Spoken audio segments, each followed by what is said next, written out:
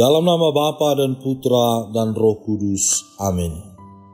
Ya Allah Bapa kami, Tuhan langit dan bumi, kerajaan-Mu Kau wahyukan kepada orang kecil dan rendah hati. Berilah kami hati yang terbuka bagi kehadiran dan kerajaan-Mu, serta kekayaan-Mu yang terpantul dalam kitab suci dan dalam alam semesta, serta dalam hidup kami. Inilah doa permohonan kami demi Kristus, Tuhan dan pengantara kami. Amin. Tuhan bersamamu dan bersama rohmu. Inilah Injil suci menurut Matius. Dimuliakanlah Tuhan. Sekali peristiwa Yesus bersabda, "Marilah kepadaku semua yang letih lesu dan berbeban berat, aku akan memberi kelegaan kepadamu. Pikullah kuk yang kupasang dan belajarlah padaku, karena aku lemah lembut dan rendah hati, dan jiwamu akan mendapat ketenangan. Sebab kuk yang kupasang itu enak dan bebanku pun ringan." Demikianlah sabda Tuhan, terpujilah Kristus. Dalam perjalanan yang jauh, seseorang yang kelelahan pasti akan mencari tempat untuk beristirahat. Misalnya, seorang musafir yang berjalan di bawah terik matahari merasa lega saat menemukan sebuah pohon rindang untuk berteduh. Di bawah pohon itu, ia bisa melepaskan lelahnya, meminum air, dan memulihkan kekuatannya sebelum melanjutkan perjalanannya. Pohon rindang itu menjadi simbol kelegaan, tempat di mana ia mendapatkan kekuatan baru. Ada rasa aman, nyaman, dan tenang. Saudara-saudari terkasih dalam Kristus, Injil hari ini menyampaikan undangan Yesus yang sangat menghibur. "Datanglah kepadaku semua yang letih lesu dan berbeban berat, aku akan memberikan kelegaan kepadamu." Dalam konteks zaman Yesus, undangan ini ditujukan kepada orang-orang Yahudi yang merasa kelelahan oleh beban hukum Taurat yang ketat dan tuntutan hidup sehari-hari. Yesus menawarkan kelegaan bukan dengan meniadakan tugas, melainkan dengan mengganti beban hukum yang berat dengan kasih karunia-Nya. Kuk yang disebutkan dalam ayat ini melambangkan hubungan kerjasama dengan Yesus. Kuknya bukanlah kuk yang memberatkan, tetapi alat yang menghubungkan kita dengannya, di mana Yesus sendiri memikul sebagian beban itu bersama dengan kita. Selain menawarkan kelegaan, Yesus mengundang kita untuk belajar dari kelemah lembutan dan kerendahan hatinya.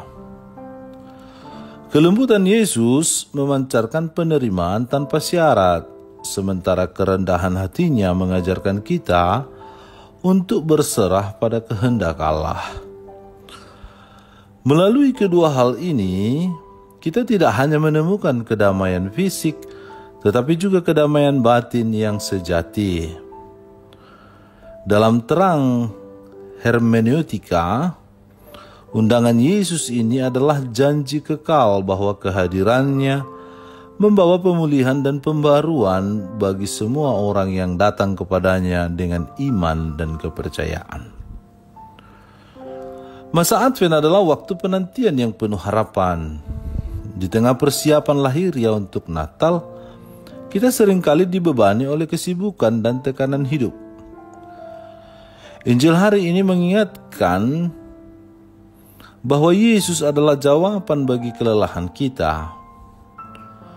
Advent bukan hanya waktu menunggu, tetapi kesempatan untuk kembali kepadanya, menyerahkan semua kekhawatiran dan menemukan kedamaian sejati itu.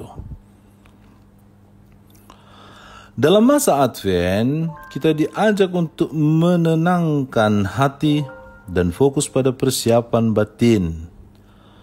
Sebagaimana Yesus menawarkan kelegaan, kita juga dipanggil untuk merenungkan betapa besar kasih Allah yang hadir dalam diri Kristus.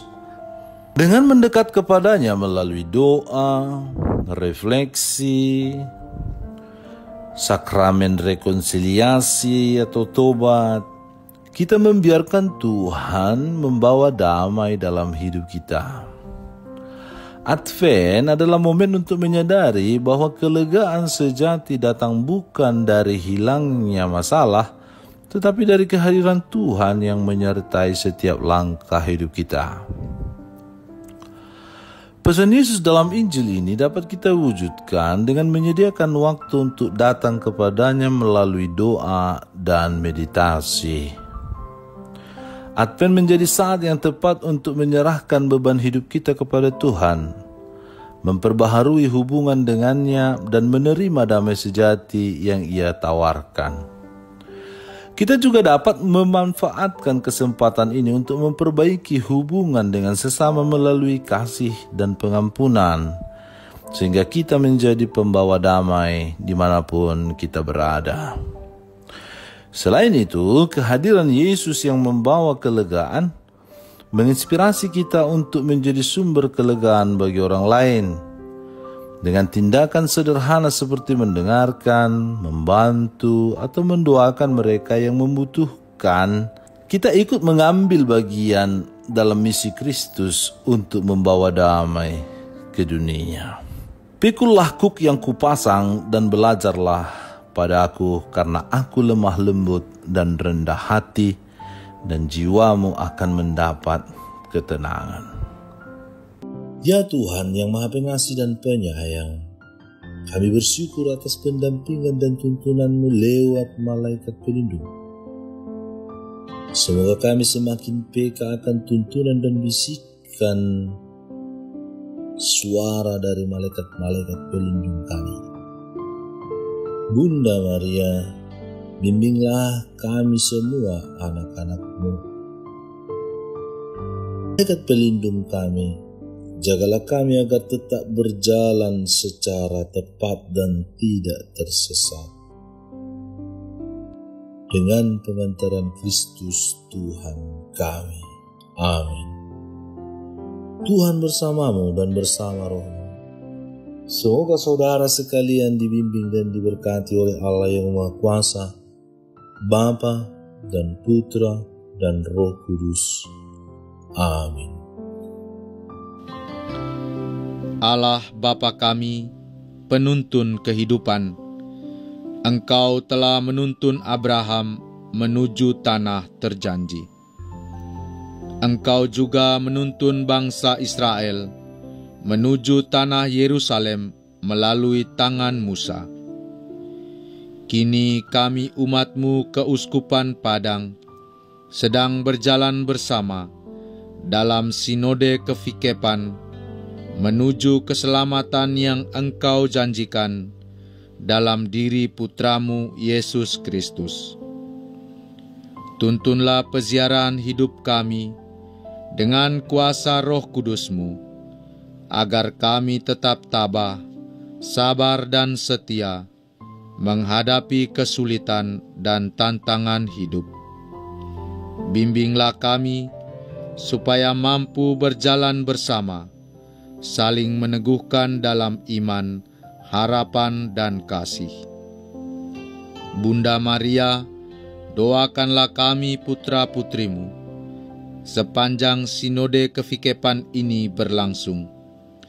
Ya Bapa, Engkau kami sembah dan muliakan, kini dan sepanjang masa. Amin.